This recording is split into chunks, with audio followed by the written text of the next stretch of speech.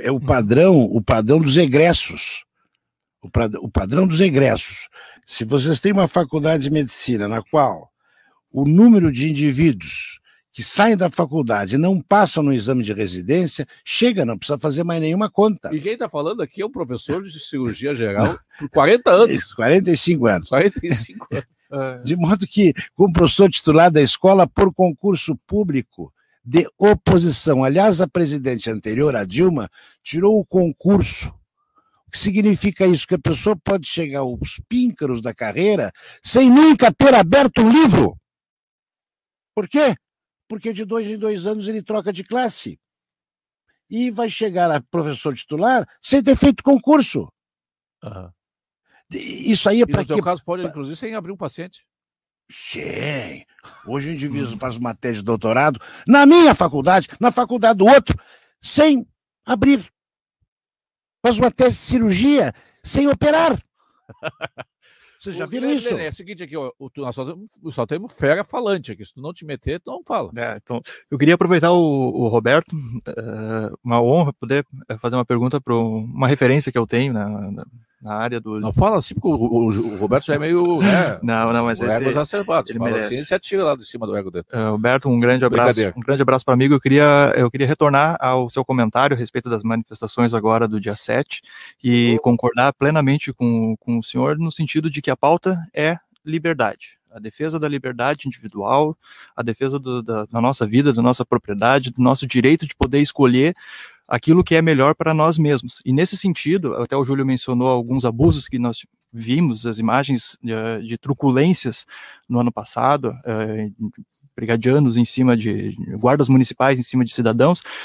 No momento agora, ali na minha cidade, eu costumo chamar que é a República Democrática de Canoas do Norte, está começando a vir ao debate a questão do passaporte vacinal, que seria uma limitação de acesso a serviços públicos e privados para pessoas que não tenham tomado a vacina. Ou seja, tu precisaria apresentar um cartão comprovando que você tomou alguma dose de alguma dessas vacinas para poder acessar serviços, bares, restaurantes, coisas culturais, serviços culturais, e também, inclusive, serviços públicos. Fala-se, inclusive, transporte coletivo. Não sei se vai chegar tanto. Eu queria sanitário. Passaporte sanitário. Eu queria um comentário do Roberto, o que Ayn Rand e Roberto Rachevsky têm a dizer sobre esse tipo de, na minha opinião, um abuso sobre o direito de escolha do próprio indivíduo. Bom, o que a Ayn Rand tem a dizer eu não sei, porque ela não está mais conosco, né? E é claro que as ideias que ela nos apresentou, elas indicam uma definição clara, né, a respeito de como, na vida em sociedade, cada indivíduo deve se comportar. Né? O que me parece é o seguinte, que, como eu falei aqui, nós temos direitos individuais inalienáveis, né? Entre eles o direito à vida, o direito à liberdade, o direito à propriedade e o direito à busca da felicidade. Quer dizer, o direito que determina claramente como nós devemos nos comportar é o direito à propriedade. Tá? O direito à propriedade que garante todos os demais direitos. Tá? Então, me parece assim que é passível para cada um determinar o que a pessoa, para frequentar um determinado local, deve apresentar de acordo com as exigências do proprietário. Tá? Se uma empresa resolve exigir passaporte sanitário de alguém, tem todo o direito de fazê-lo. Né? Agora, isso é uma opção individual. Nenhum governo pode, no meu modo de entender, na nossa sociedade, impor que esse tipo de discriminação seja feita. Tá? Então, quando eu disse que os direitos individuais eles advêm de algo que antecede, que é o fato de nós sermos racionais, tá? Significa o seguinte, que nós precisamos discutir, debater, deixar em aberto essa questão para que cada indivíduo, nas suas relações, estabeleça qual a melhor maneira de estabelecer esses relacionamentos. Não pode o governo de forma caprichosa, arbitrária, totalitária, estabelecer normas para toda a sociedade que não há a menor razão por trás bem estabelecida, seja estabelecida pelo método científico e pela lógica, né?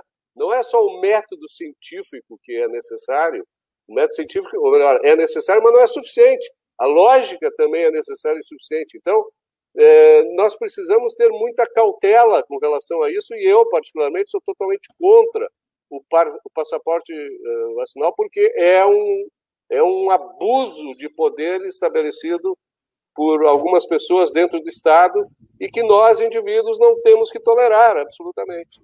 Tá certo. Meu avô, tinha o José, que era parteiro na época, né? Que era meu tio-avô. Meu avô Luiz, que era o primeiro pediatra de Pelotas, onde tem estátua, em Pelotas, na frente da Santa Casa, grande paixão da minha vida.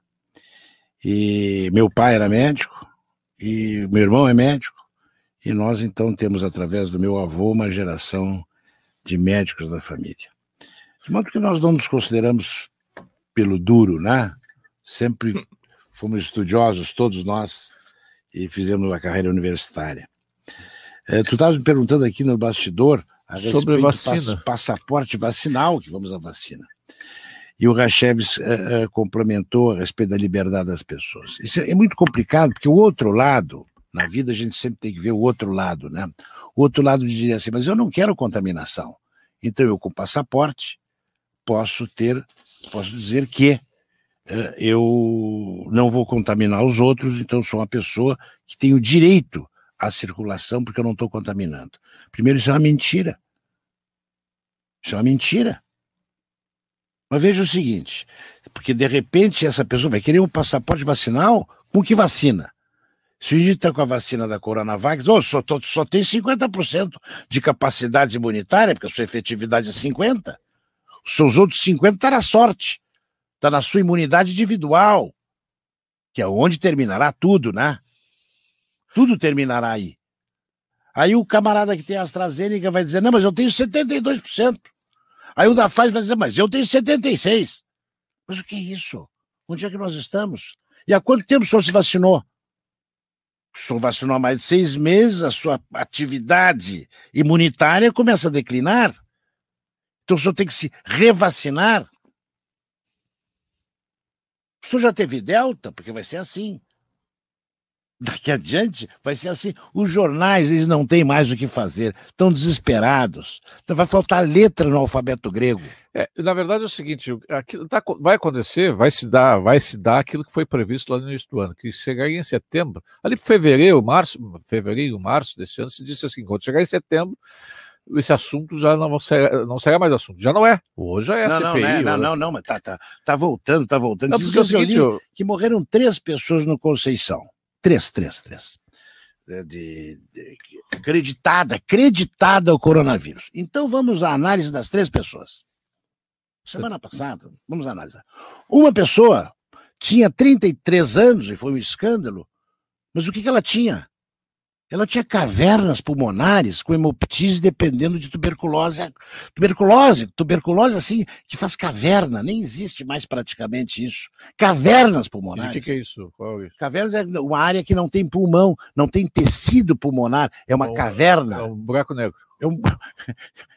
Só tem ar ali dentro, não tem alvéolo para fazer troca respiratória. E aí começa a sangrar para a caverna, a pessoa tosse e sai sangue. Tá, isso dá-se o nome de hemoptise. Pois bem, isso era 33 anos morreu. Mas será que morreu disso?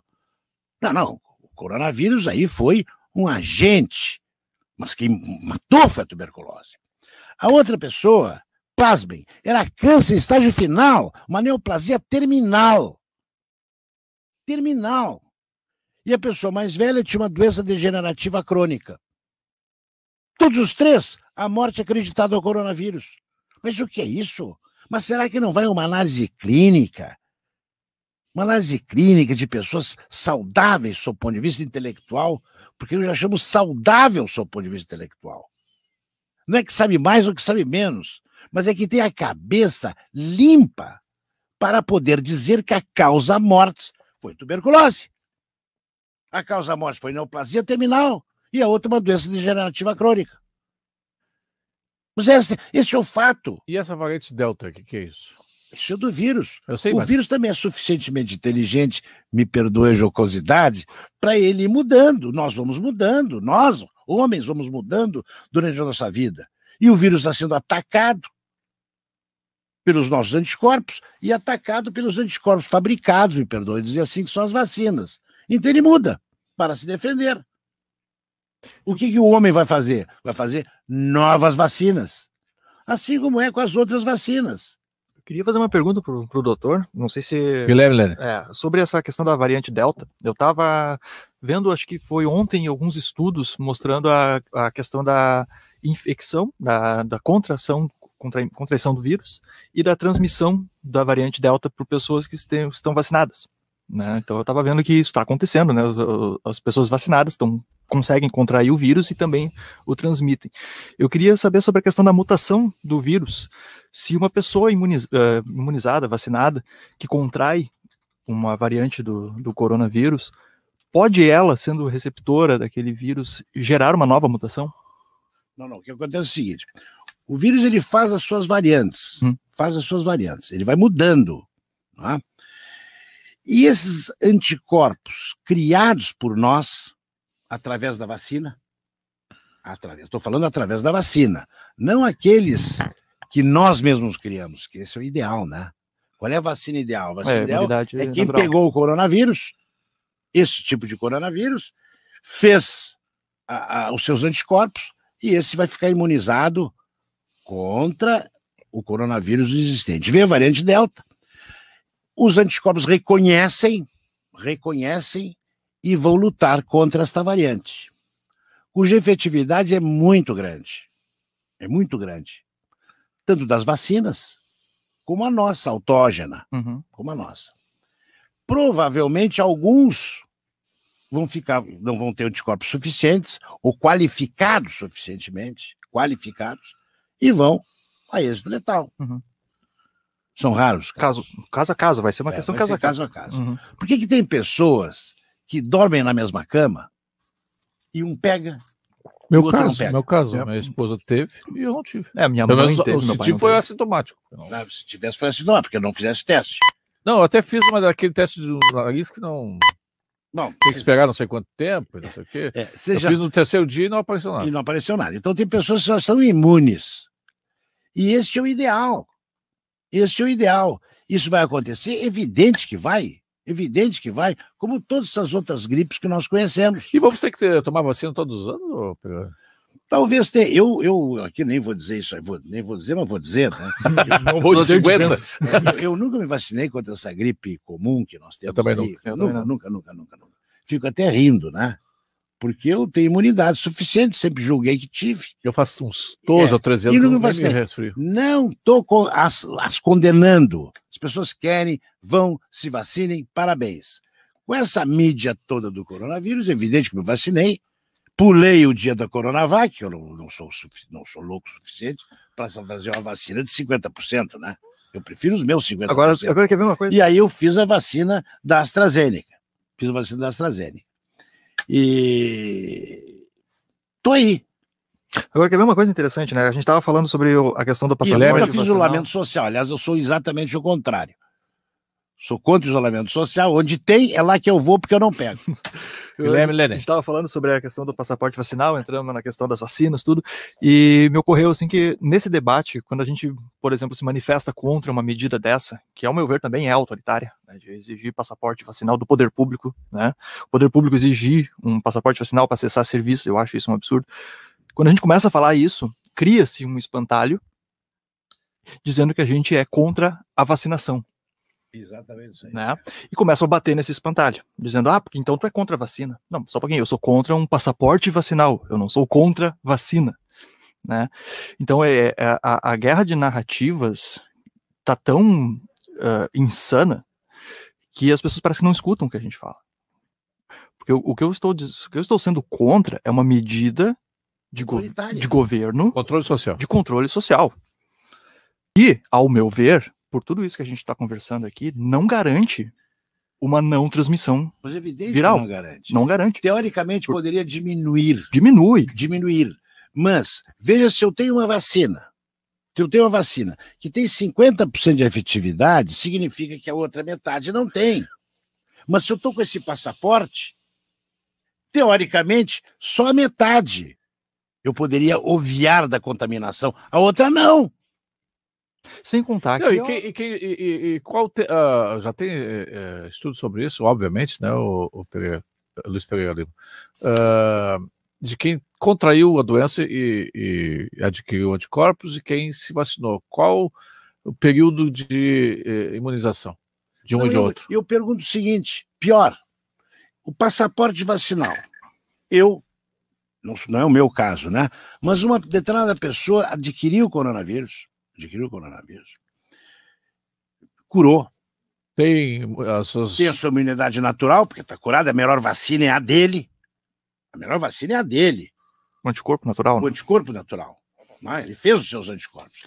Aí ele vai lá e diz assim, eu quero comer aqui nesse restaurante X. Não, o senhor não pode entrar porque o senhor não se vacinou. Não, mas senhora, eu tenho uma vacina que o senhor não tem nem ideia qual é. É a melhor de todas. Eu tenho a minha vacina natural. E aí? Como é que vai ficar? Aí não pode. Esse indivíduo que tem a melhor vacina, ele não pode. Isso está acontecendo nos Estados Unidos, por isso que o Brasil passou os Estados Unidos em área de cobertura, em cobertura vacinal, não é porque não tem a vacina nos Estados Unidos, que aqui o problema inicial do Brasil depende de produção internacional. Até a Pfizer está anunciando que vai estabelecer uma parceria com a Eurofarma e vai começar a produzir aqui no Brasil. Fábrica no Brasil. Que bom que seja com a Eurofarma. Eurofarma. Que bom que seja com a Eurofarma. Porque é uma empresa privada, não é a Fiocruz. Claro. E aí é o seguinte, tem vacina nos Estados Unidos, mas uma parcela da população não quer se vacinar. E tem estados como o estado da Flórida, onde há total liberdade. Não quer te vacinar, não te vacina, né? Mas tá dando problema, né? Mas o... Não, problema político, não um problema de saúde pública. Mas o governador está bancando, né? Não, está bancando. Vocês viram na França que agora as pessoas estão jantando na rua de maneira proposital, levando famílias para jantar na rua, porque não vão aos restaurantes, porque os restaurantes querem o passaporte vacinal. Não é os restaurantes que querem, o governo determina que os restaurantes exijam. Perdão, evidente. Estão protestando violentamente, não no sentido literal, né? Mas estão na rua protestando contra isso. Protestando. Isso é liberdade individual. Agora, eu tenho que expor a minha vida privada para essa relação. É que, na verdade, muitos experimentos sociais estão sendo feitos desde março do ano passado, né? Primeiro eu fico em casa, é o distanciamento, tem o idiota Mandetta disse que ficou um ano e 4 meses sem beijar a esposa. Bom, aí eu acho que um problema não é de ordem. Não, mas é mentira, clínica, é mentira. Ele está fazendo para ter duvido. Ou ele odiava a esposa dele, né? E aproveitou o coronavírus para nunca mais beijar sua esposa. Isso é outra coisa. A desculpa que faltava. Isso é outra coisa. O psicólogo Guilherme Lanig. Mas não tem Lenin também, porque que tem vários, né? Tem Lang, tem Lenin, tem Laning, tem vários. Não sendo Lenin já tá bom. Mas é o apelido natural, né? E o médico, professor de cirurgia geral, o Luiz Pereira Lima, o Paulo Copete está mandando aqui, ó. Segundo o estudo israelense, quem já teve o vírus chinês apresentou um risco. Primeiro, não pode chamar de vírus chinês, ô Paulo. Tu tá querendo ser enquadrado, hein? Olha que a Polícia Federal vai te buscar.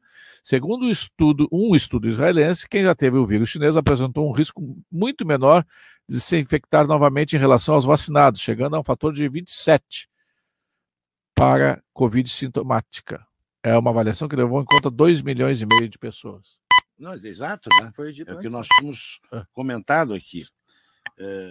E que bom que a pessoa teve sucesso, que bom que se infectou, que bom que teve sucesso, e aí termina com o problema dele. Vai ter nova variante depois, né? A YZ. Depois. E vai, senão vai parar. É tudo alfabeto. Não, só que aí vai ter um outro assunto e esse vai ser esquecido, assim como as outras gripes.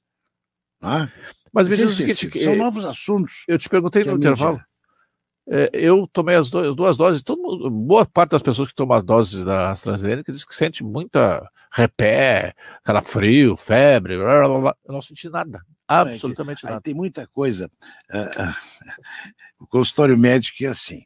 A senhora nunca sentiu isso? Senti, uma vez eu senti. 95% das consultas. Sugestão. As pessoas não têm nada. Elas não têm. Mas elas querem ficar doentes. Adoram. Senão, nos consultórios psicólogos não existiria paciente, né? Da grande Taquara. Júlio, a questão da proteína spike são produzidas por quem toma vacina? Não, spike é própria do vírus, né? Hein? A questão da proteína spike, elas são produzidas por quem toma a vacina? Elas são produzidas também por nós. Não, mas isso é agressão. A proteína ela agride. O vírus produz isso aí. Né? E o nosso drama é que as pessoas ficam... não entendem o que é a imunidade, na verdade, né? O que ocorre é o seguinte, nós temos um exército circulante, que são os soldados, vamos dizer assim, estão circulando, pegando todos os antígenos que nos atingem. Esse exército é feito, muitas vezes, do nosso timo, quando nós somos jovens, crianças. À medida que nós, e as amígdalas, por isso que as crianças têm tanta amigdalite, né? O velho não tem amigdalite. Vocês já notaram isso? Aham. E quem saca as amígdalas? Não, tanto hoje não se saca mais, né? Mas a medicina evolui, essa coisa toda. Mas não era científico? Era, mas só que a ciência muda. Isso é um ponto importante. Ela só não muda para algumas pessoas. Mas a ciência ela é mutante. E tem indivíduos que dizem assim, vamos seguir a ciência, a vontade que eu tenho de só vai mudar o ano que vem. Sim. O ano que vem a sua opinião vai mudar. Qual a ciência? De agora? Eu quero saber qual é. Porque antes a amigdalectomia era um procedimento comum nos hospitais. Sim. Hoje é a raridade da raridade. Porque você sabe que a amígdala é a primeira porta de entrada da orofaringe na qual nós nos defendemos. Aquilo é repleto de linfócitos fabricantes de anticorpos. O timo, ele é escondido, produz os linfócitos T, chamado linfócitos T. Esses linfócitos são os linfócitos da nossa imunidade, de reconhecimento. Luiz Pereira parece falando o Brizola. Imunidade. Nossas imunidades. Do nosso reconhecimento a longo prazo. A longo prazo. São os de memória. Quando entra no nosso corpo um antígeno, que nós o conhecemos há 30 anos. É por isso que quando pega sarampo, não pega mais. Algo nesse sentido. Algo nesse sentido. Lembra, né? Só que eles não estão circulando. Eles estão guardados. E aí o exército se avisa. Ora, precisamos de reforço. E aí esses saem da corrente sanguínea, reconhecem, vão lá e matam. Esse é o princípio da vacina. Umas duram mais, outras duram menos. A febre amarela, por exemplo, ela dura 10 anos. Depois nós temos que reforçar porque nós esquecemos. E a gente não sabe quanto tempo vai durar essas vacinas atuais. Algumas estão sabendo que é 1 ano, a outra 8 meses, etc. Depende da variedade dos agressores que é esse coronavírus. O novo coronavírus, né? Porque ele já existe, né? Porque ele já existia. E tem um fator... E agora esse vai ser o velho. Daqui a algum tempo, esse será o velho. Uhum. E tem um fator, né, doutor, que eu não sei se eu estiver errado, você me corrige, né, mas essas vacinas, elas ainda precisam de um certo tempo para a gente poder ver efetivamente... Que não tiveram, né? Não teve ainda esse tempo, né? Foi tudo muito rápido, né, para a produção dessas vacinas. Então a gente ainda precisa de um tempo de observação, porque ciência é observação. Sim. Ciência é observação, precisa de tempo para a gente poder ter mais evidências dos dados. Agora eu lhe pergunto, foi perfeita a sua colocação, a tua colocação, Guilherme. Perfeita. A ciência ela é embasada também na primeira coisa, é a observação. Sim, nós observamos e aprendemos que assim o assado. Como é que foi observado o lockdown? E aí? Porque foi determinado, não foi observado? Sim, não tem um estudo. Foi determinado. Em março do ano passado, determina-se que... Bom, eu queria saber a experiência sem o lockdown. Para depois chegar à conclusão, chamados estudos prospectivos, nos quais, no final, venceria uma corrente. Porque... Mas o Luizinho estava falando sobre a memória do corpo. Memória dos linfócitos. Não, mas é também do organismo, né? Isso serve para outras doenças também, né? Para todas as doenças. E por que tu não... por que a gripe tu precisa todo ano? Porque todo ano tem uma variante, é isso? Exatamente isso aí. E se tu não toma... teu caso e o meu caso, nós não tomamos. Nós deixamos que o organismo resolva isso aí. E tem organismo com maior capacidade de resposta? Evidente. Por isso que algumas pessoas são chamadas aquela pessoa imunodeprimida. Ficam doentes com mais facilidade. Exato. Né? Ele é imunodeprimido por uma doença, ou ele é imunodeprimido, por exemplo, transplantado. Nós temos que imunodeprimir o transplantado para que ele não reaja contra esse grande antígeno que lhe foi colocado, que é um órgão alheio. Então a gente imunodeprime com corticoide, etc.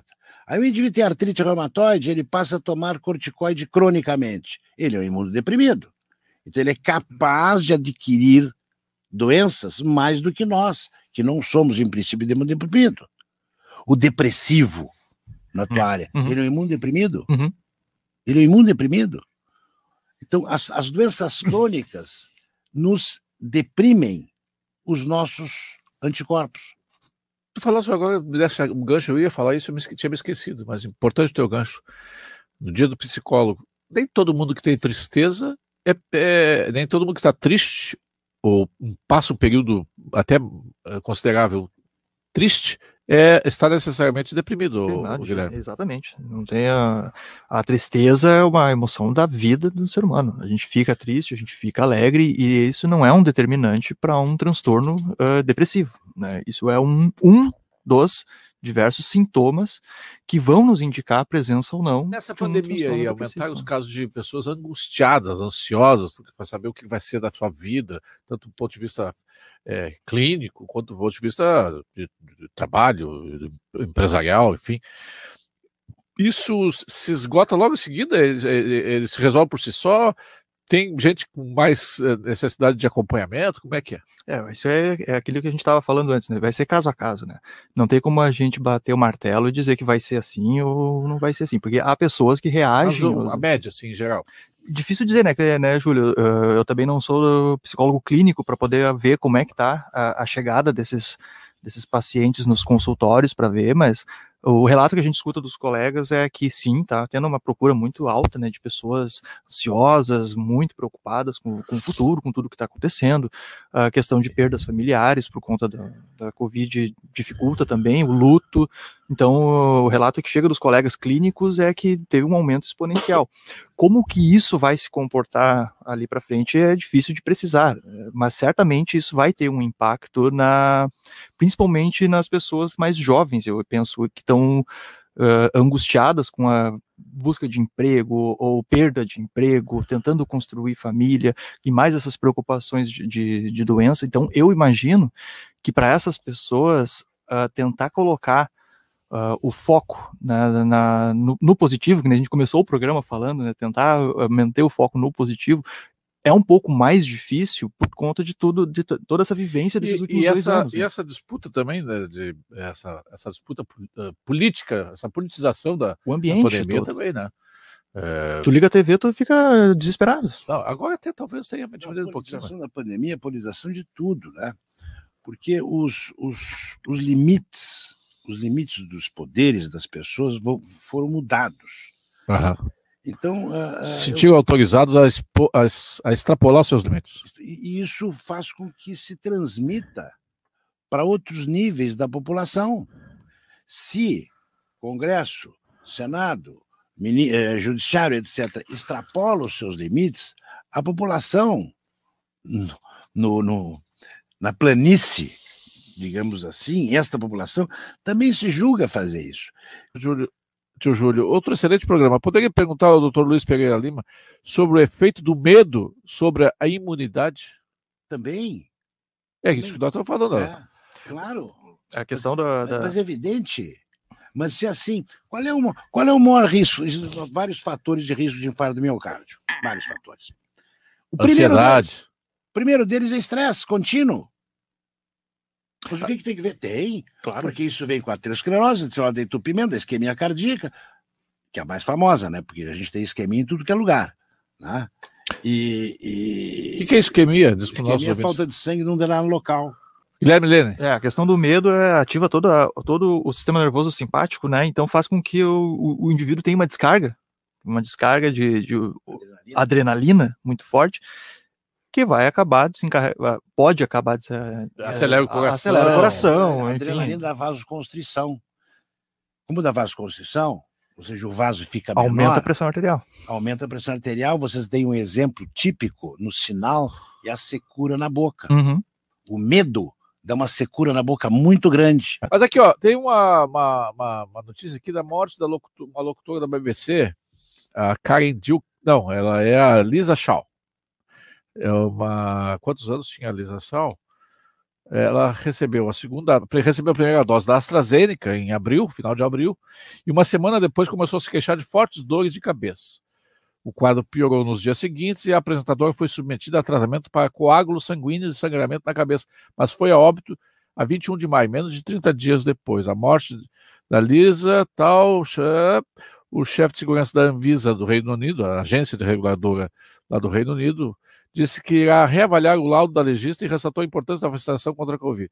Ou seja, qual é o efeito que causa isso? O que ocorre é o seguinte. Luiz Pereira Lima. É muito difícil acreditar a vacina, esses efeitos de hemorragia ou trombose nesses pacientes que tomaram a vacina. Por que é muito difícil? Porque vamos pegar as mulheres. As mulheres, uma boa parte delas toma pílula anticoncepcional, que a pílula pode ocasionar um aumento das tromboses, ou seja, aumento de varizes e depois, consequentemente, de embolia. Mas quantas mulheres no mundo tomam pílula? Milhares. Não sei exatamente o número, mas é uma coisa assim. Quantas pessoas foram vacinadas na Inglaterra com a AstraZeneca? Uma boa parte da população. Deve ter sido a principal vacina lá, eu acho. Até pouco tempo era a principal vacina. Então, isso são estudos populacionais muito difíceis. Pega um caso aqui, um caso acolá, e tem que comparar com o quê?